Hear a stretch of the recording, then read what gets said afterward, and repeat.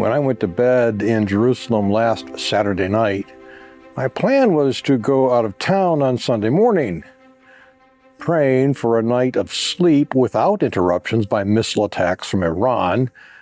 That prayer was answered. Awakened at about 5:30 a.m., I learned the reason why. U.S. President Trump had authorized the military to execute a bunker buster attack on Iran's most important nuclear development facilities, including Fordow, buried 300 feet beneath a mountain of rock. In fairly short order, Trump announced what the U.S. had done. Flanked by Vice President J.D. Vance, Secretary of Defense Pete Hegseth, and Secretary of State Marco Rubio, this is what he had to say. Thank you very much. A short time ago, the U.S. military carried out massive precision strikes on the three key nuclear facilities in the Iranian regime: Fordow, Natanz, and Esfahan. Our objective was the destruction of Iran's nuclear enrichment capacity and a stop to the nuclear threat posed by the world's #1 state sponsor of terror. Tonight, I can report to the world that the strikes were a spectacular military success. Iran's key nuclear enrichment facilities have been completely and totally obliterated. Iran, the bully of the Middle East, must now make peace. If they do not, future attacks will be far greater and a lot easier. I want to thank and congratulate Prime Minister Bibi Netanyahu. We worked as a team like perhaps no team has ever worked before. And we've gone a long way to erasing this horrible threat to Israel. I want to thank the Israeli military for the wonderful job they've done. And most importantly, I want to congratulate the great American patriots who flew those magnificent machines tonight, and all of the United States military on an operation the likes of which the world has not seen in many, many decades. There will be either peace or there will be tragedy for Iran far greater than we have witnessed over the last 8 days.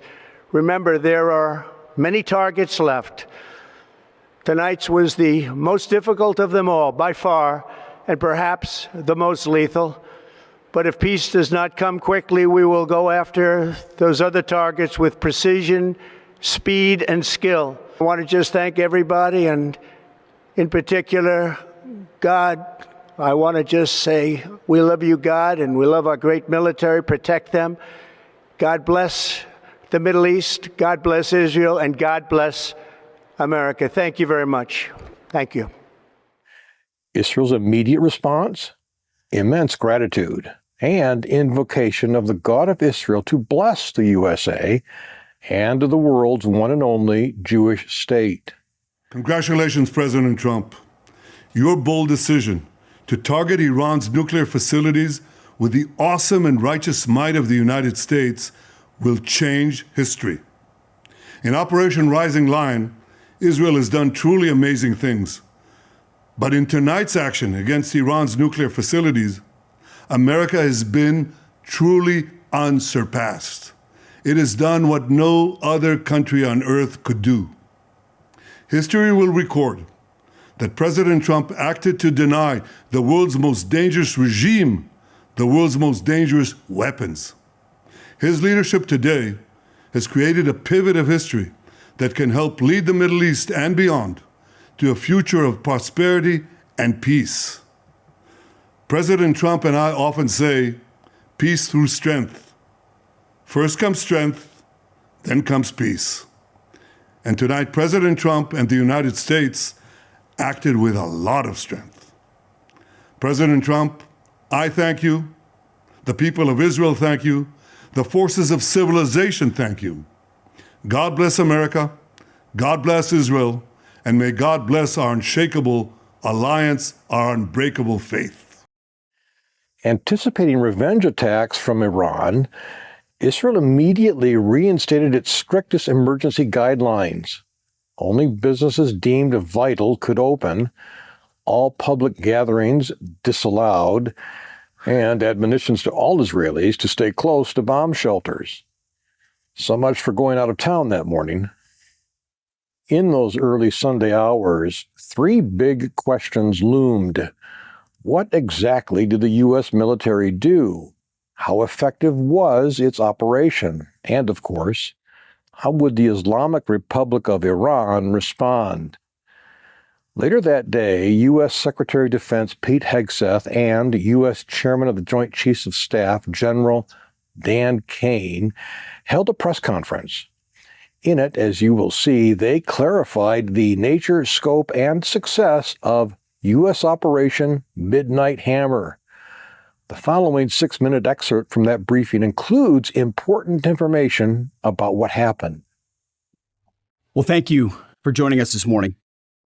Last night, on President Trump's orders, U.S. Central Command conducted a precision strike in the middle of the night against 3 nuclear facilities in Iran, Fordow, Natanz, and Esfahan, in order to destroy or severely degrade Iran's nuclear program. It was an incredible and overwhelming success. This is a plan that took months and weeks of positioning and preparation. It took a great deal of precision. It involved misdirection and the highest of operational security. Our B-2s went in and out of these nuclear sites, in and out and back, without the world knowing at all. This was a highly classified mission with very few people in Washington knowing the timing or nature of this plan. I'll refer you to the graphic on the side as I walk you through some of the operational details. At midnight Friday into Saturday morning, a large B-2 strike package comprised of bombers launched from the continental United States. As part of the plan to maintain tactical surprise, part of the package proceeded to the west and into the Pacific as a decoy, a deception effort known only to an extremely small number of planners and key leaders here in Washington and in Tampa. The main strike package, comprised of 7 B-2 Spirit bombers, each with 2 crew members, proceeded quietly to the east with minimal communications. Throughout the 18-hour flight into the target area, the aircraft completed multiple in-flight refuelings. Once over land, the B-2s linked up with escort and support aircraft in a complex, tightly timed maneuver requiring exact synchronization across multiple platforms in a narrow piece of airspace, all done with minimal communications. This type of integration is exactly what our joint force does better than anyone else in the world. At approximately 5 p.m. Eastern Standard Time last night, and just prior to the strike package entering Iran, a U.S. submarine in the Central Command Area of Responsibility launched more than 24 Tomahawk land attack cruise missiles against key surface infrastructure targets at Esfahan. As the Operation Midnight Hammer strike package entered Iranian airspace, the U.S. employed several deception tactics, including decoys, as the 4th and 5th generation aircraft pushed out in front of the strike package at high altitude and high speed, sweeping in front of the package for enemy fighters and surface-to-air missile threats. The strike package was supported by U.S. Strategic Command, U.S. Transportation Command, U.S. Cyber Command, U.S. Space Command, U.S. Space Force, and U.S. European Command. As the strike package approached Fordow and Natanz, the U.S. protection package employed high-speed suppression weapons to ensure safe passage of the strike package, with fighter assets employing preemptive suppressing fires against any potential Iranian surface-to-air threats. We are currently unaware of any shots fired at the U.S. strike package on the way in. At approximately 6:40 p.m. Eastern Standard Time, 2:10 a.m. Iran time, the lead B-2 dropped 2 GBU-57 massive ordnance penetrator weapons on the first of several aim points at Fordow.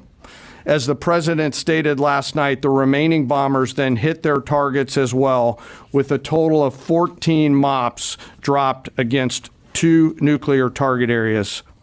All 3 Iranian nuclear infrastructure targets were struck between 6:40 p.m. and 7:05 p.m. Eastern Time. Again, that's about 2:10 in the morning local time in Iran, with the Tomahawk missiles being the last to strike at Esfahan to ensure we retain the element of surprise throughout the operation. Following weapons release, the Midnight Hammer strike package exited Iranian airspace and the package began its return home. We are unaware of any shots fired at the package on the way out. Iran's fighters did not fly, and it appears that Iran's surface-to-air missile systems did not see us. Throughout the mission, we retained the element of surprise. In total, U.S. forces employed approximately 75 precision-guided weapons during this operation. This included, as the president stated last night, 14 30,000-pound GBU-57 massive ordnance penetrators, marking the first ever operational use of this weapon. I know that battle damage is of great interest. Final battle damage will take some time, but initial battle damage assessments indicate that all 3 sites sustained extremely severe damage and destruction. More than 125 U.S. aircraft participated in this mission, including B-2 stealth bombers, multiple flights of 4th and 5th generation fighters, dozens and dozens of air refueling tankers, a guided missile submarine, and a full array of intelligence, surveillance, and reconnaissance aircraft, as well as hundreds of maintenance and operational professionals. If you are not yet a subscriber to endtimes.com and would like to see the rest of this important report and others like it, I urge you to subscribe right now at the website endtimes.com. For only $7 a month, you will receive a wealth of information and insight from Jimmy Evans, Mark Hitchcock, and experts from around the world, including Israelis living right here in the Jewish state. Do yourself a favor. Sign up today.